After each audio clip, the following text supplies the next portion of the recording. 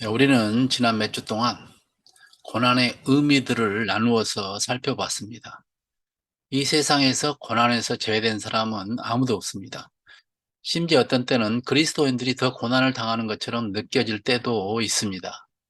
그럴 때는 하나님께서 왜 그리스도인에게도 고난을 허용하시는지 하나님을 이해할 수 없는 분으로 생각합니다. 그런데 인간은 하나님을 다 이해할 수 없습니다. 만약 인간이 하나님을 다 이해한다면 그분은 하나님이 아닐 것입니다. 그러나 그리스도인의 고난은 합력하여 선을 이루는 조건이기에 고난을 피하지 않아야 하며 고난을 통해서 배워야 합니다. 성경에서 고난의 대표적인 사람이 욥입니다.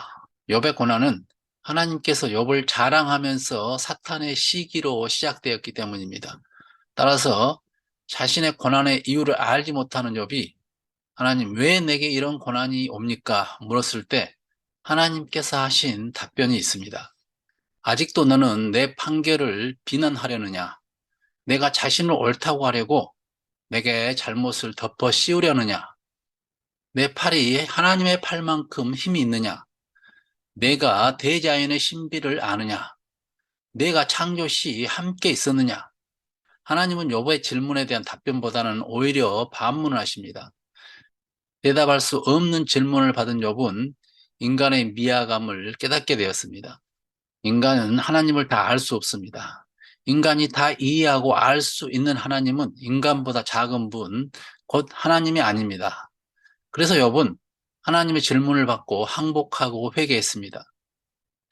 주께서는 못하시는 일이 없으시다는 것을 이제 알았습니다. 주님의 계획은 어김없이 이루어진다는 것도 저는 깨달았습니다. 잘 알지도 못하면서 감히 주님의 뜻을 흐려놓으려 한 자가 바로 저입니다. 깨닫지도 못하면서 함부로 말을 하였습니다. 물론 인간은 하나님께 끊임없이 질문하면서 하나님의 뜻을 구해야 하고 알아야 합니다. 그러나 인간은 하나님을 다 알 수 없습니다. 이해할 수도 없습니다.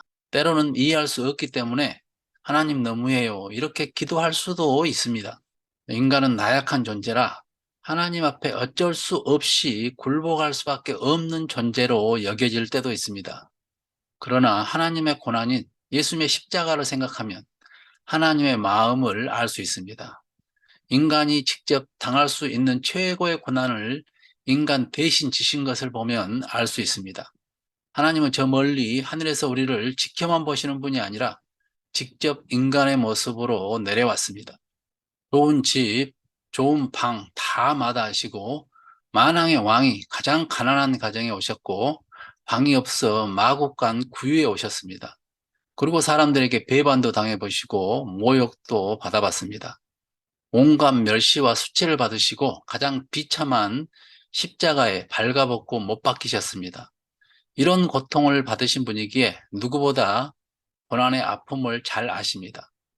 그렇지만 참고 계시는 것은 고난을 통해 인간에게 가르쳐야 할 것들이 너무 소중하기 때문입니다. 몇 시간에 걸쳐 그리스도인의 고난의 의미를 함께 나누고 있습니다.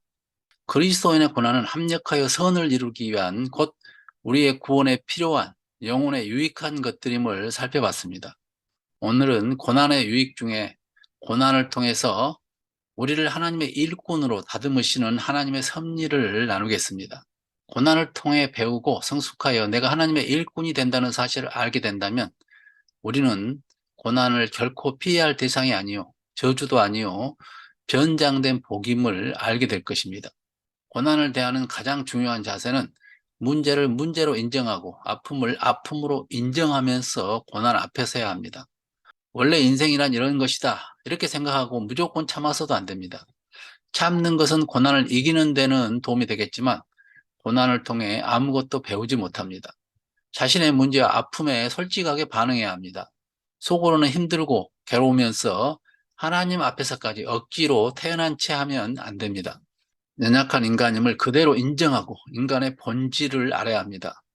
나의 연약함을 인정하는 사람이 자신을 개선할 수 있습니다. 자신의 문제를 아는 사람이 하나님 앞에서 자신을 바로 볼 수 있고 하나님 앞에 바로 나아갈 수 있습니다. 가장 중요한 것은 하나님께서 나의 고난을 통해서 잘못된 자아를 깨뜨리시고 내 속에 있는 불순물을 제거하여 하나님 쓰시기에 합당한 사람으로 만드심을 아는 것입니다. 이사야 64장 8절 말씀에 그러나 여호와여 주는 우리 아버지시니이다.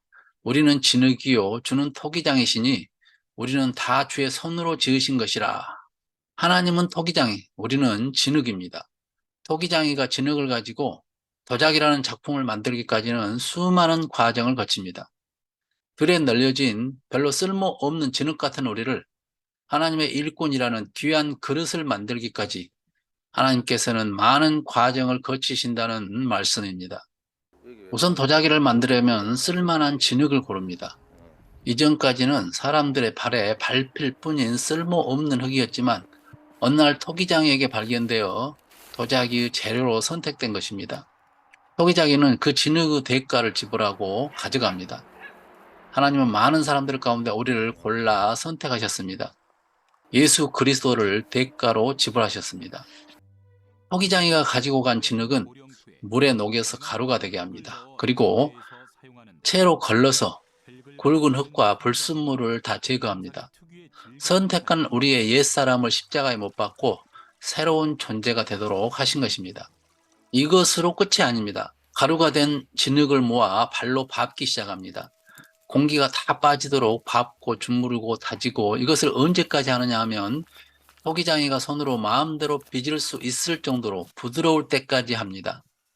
작품으로 빚기 위해서는 진흙이 작가에 의해 완전히 움직일 수 있을 때라야 가능합니다. 속에 굵은 흙이나 공기가 있어도 안 됩니다. 우리의 옛 성품을 없애기 위해 하나님께서는 우리를 주무르시고 만지고 계속하시는 것입니다. 나의 뜻대로 하려는 자아가 완전히 사라져야 하나님이 쓰시기에 좋습니다. 이렇게 밟고 주무르고 만지면서 토기장의 체액이 땀으로 진흙 속에 떨어져 스며듭니다. 이런 과정 속에서 내 자아가 깨지면서 하나님의 성품이 조금씩 우리 속에 들어오기 시작하는 것입니다. 그러면서 하나님 감사합니다. 이제 제가 이렇게 변했군요. 이젠 사용하셔도 되겠습니다. 그런데 토기장에는 다시 그 진흙을 회전판 위에 올려놓습니다. 정신없이 돌리면서 이제는 중심을 잡지 않으면 떨어지게 합니다. 중심이 바로 선 사람이 되게 하십니다. 돈이 중심이 아니라 직업이 중심이 아니라 오직 하나님 중심의 사람이 되게 하시는 것입니다. 중심이 바로 잡히면 그때서야 그릇을 빚어 올라갑니다. 이젠 서서히 모양이 갖추어져 갑니다. 하나님이 원하시는 작품으로 모양이 나오게 됩니다. 이렇게 서서히 하나님이 원하시는 모양이 완성되어졌습니다. 그러자 다시 그릇을 가져가서 색칠을 합니다. 이쁘게 꾸밉니다. 내가 봐도 이쁘고 멋있습니다. 이 정도면 이젠 쓰시겠지 기대하며 하나님 이제 나를 보내소서 했는데 일꾼으로 보내는 것이 아니라 건조실로 보냅니다. 15일 정도 어두운 그늘진 곳에 두는 것입니다. 아무도 와보지 않는 곳에서 홀로 있게 합니다. 그리고 아주 천천히 말립니다. 모두에게 버림받는 느낌을 받게 하십니다. 기다림과 초조, 외로움, 낙심을 다 경험하게 합니다. 이전까지는 사람들은 몰라줘도 하나님의 손길을 느낄 수 있었으나 여기서는 하나님의 손길도 느낄 수가 없습니다. 난 버린 자식이구나. 모든 것을 포기한 상태일 때 토기장이가 찾아옵니다. 그리고는 가마솥에 집어넣습니다. 처음에는 따뜻하게 느껴집니다. 그러더니 천도에 견디기 힘든 초벌구이가 시작됩니다. 이 엄청난 온도 앞에 지금까지는 물리적인 변화가 있었지만 여기서는 화학적인 변화가 일어납니다. 불순물은 태워지고 흙이 석영으로 바뀝니다. 세상적인 가치관이 태워지고 이제는 새로운 가치관이 형성됩니다. 육에 속한 사람이 아니라 영적인 사람으로 변합니다. 육보다 영이 더 귀함을 아는 사람으로 바뀝니다. 세상의 종로로 됐던 나의 의지, 정서, 가치관이 성령의 불로 태워지고 성령으로 사는 사람으로 바뀌어갑니다. 드디어 꺼내서 유약을 바릅니다. 초벌구이에서 수분이 다 빠지고 갈증 상태일 때 유약을 바름으로 유액이 깊은 곳까지 스며들면서 성령의 능력이 삶 속에 깊이 들어옵니다. 이제는 뭔가 할 수 있다는 자신감이 생깁니다. 조금씩 능력도 나타납니다. 이제는 나도 하나님의 일을 멋지게 할 수 있다는 자신감으로 차 있고 이젠 고난도 걱정 없다 자신만만할 때 토기장이는 다시 가마솥에 집어넣어 더 뜨거운 1600도 이상의 재벌 구이를 합니다. 금도 녹일 수 있는 고난을 견디게 하시는 겁니다. 이제는 어떤 고난도 유익임을 알고 고난을 통해서도 하나님의 뜻을 이룰 수 있는 사람이 되는 것입니다. 이렇게 가장 뜨거운 재벌구이를 통해 토기장이가 원하는 완제품이 완성되었습니다. 나의 모든 것이 사라지고 내 힘으로 아무것도 할 수 없음을 아는 완전한 하나님의 작품이 된 것입니다. 재벌구이를 끝낸 그릇은 물을 부어도 더 이상 흡수하지 않습니다. 세상에 영향을 받지 않습니다. 세상이 감당하지 못할 사람이 되는 것입니다. 더 이상 흔들리지 않는 사람으로 만들었습니다. 이제는 진흙이 아닙니다. 도자기입니다. 컵입니다. 컵은 그 물을 따르는 사람에게 100% 전달합니다. 만든 이의 용도에 맞게 100% 사용되는 것입니다. 누가 당신은 어떻게 이렇게 되었습니까? 물으면 오직 하나님께서 이렇게 만드셨습니다. 내가 한 일은 아무것도 없습니다. 오직 하나님께 영광을 돌립니다. 하나님께 쓰임받는 귀한 일꾼이 된 것입니다. 잠언 25장 4절에 보면 은에서 찢기를 제하라. 그리하면 장색에 쓸만한 그릇이 나올 것이요. 이렇게 말씀합니다. 우리가 하나님이 쓰실 만한 그릇이 되기를 원한다면 우리 속의 찌꺼기들을 제거해야 합니다. 하나님은 모든 그릇을 쓰실 수 있지만 깨끗한 그릇을 더 귀하게 사용하십니다. 그래서 고난이라는 과정을 통해서 우리를 깨끗하게 하십니다. 하나님께서는 우리를 하나님의 일꾼으로 쓰시기 위해서 수많은 과정을 통해서 우리를 훈련하십니다. 그 모든 과정이 우리를 빚어가시는 하나님의 손길입니다. 이 과정을 통해서 우리가 하나님의 일꾼으로 하나님의 형상을 닮은 존재로 성화되어 가는 것입니다. 나는 지금 어느 단계에 있는 신앙인입니까? 사도 바울이 사랑하는 영의 아들 디모데에게 권면하는 말씀이 있습니다.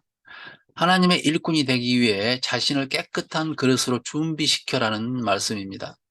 큰 집에는 금과 은의 그릇이 있을 뿐 아니요 나무와 질그릇도 있어 귀 쓰는 것도 있고 천이 쓰는 것도 있나니 그러므로 누구든지 이런 것에서 자기를 깨끗하게 하면 귀 쓰는 그릇이 되어 거룩하고 주인의 쓰심에 합당하며 모든 선한 일에 예비함이 되리라 말씀합니다. 하나님 앞에서 귀한 쓰임을 받기 열망하는 사람은 자신을 깨끗하게 해야 한다는 말씀입니다. 그런데 나를 깨끗하게 하는 것이 고난입니다. 죄로 인해 잘못 변질된 나의 성품을 고난을 통해 깨트려야 합니다. 한 알의 밀알이 썩어야 열매를 맺는 것처럼 반석이 깨어질 때 생수가 솟아난 것처럼 하나님께서는 육신의 힘을 의지하고 과신에 찬 사람들을 훈련시키는 것이 그리스도인의 고난입니다. 그리고 그 훈련 장소로 광야로 인도하셔서 훈련을 통해 하나님만 의지하는 사람으로 사용하십니다. 그래서 다음 시간에는 광야 훈련 학교에서 어떻게 하나님의 일꾼으로 쓰임받을 사람을 훈련하시는지 그 내용을 살펴보도록 하겠습니다. 다음 시간에 뵙도록 하겠습니다. 샬롬.